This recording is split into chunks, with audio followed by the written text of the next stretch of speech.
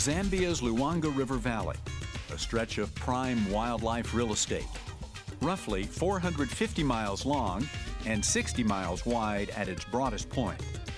Its pools are legend for their ubiquitous hippos and crocodiles.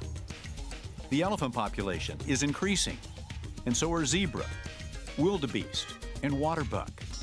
But it hasn't always been this way. Just a few decades ago, this area was rife with poachers. They were slaughtering Luangwa's wildlife.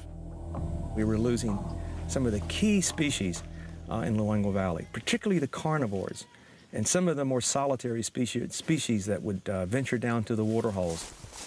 Wildlife Conservation Society biologist Dale Lewis has been working in Zambia for more than 30 years. When conservation efforts in Luangwa failed to discourage illegal hunting, Dale decided to take on the poachers in a completely new way. We had such a mindset that the only way to do conservation was to just outsmart the poacher. You know, it's funny, we've never really gotten out of our car to sort of go in and talk to people and question them.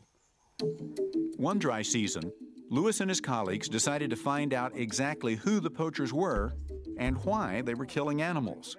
They entered villages and homes and took a look around. What they discovered would change the way they would look at conservation forever. None of those people in that village had food, and they were only surviving on mangoes. The locals were poaching because they were starving. And we looked at each other and we said, this is it. How on earth could people live with wildlife for 4 or 5 months when they didn't have food?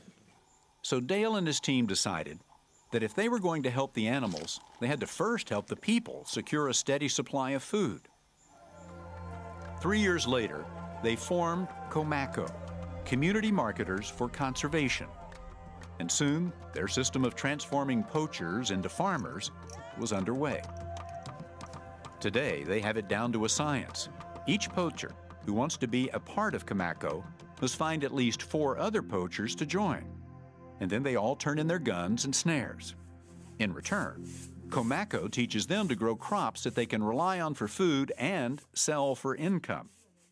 They can also learn profitable skills, such as carpentry. Have you seen this? This is the bed which is made by the poachers in 6 days' time. So far, the results have been nothing short of revolutionary. While before there was famine, now there is a food surplus. So much so that Comaco's products are being sold in stores throughout the region.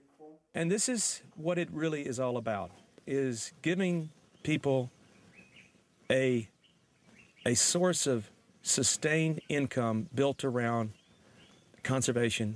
And now that locals have an alternative to poaching, wildlife populations have recovered. We have elephants now that are expanding into areas that elephants hadn't been seen for 10, 20 years. We're seeing areas where we thought we would lose certain species, the waterbuck, wildebeest. These were 2 that were terribly affected by snaring. They're recovering.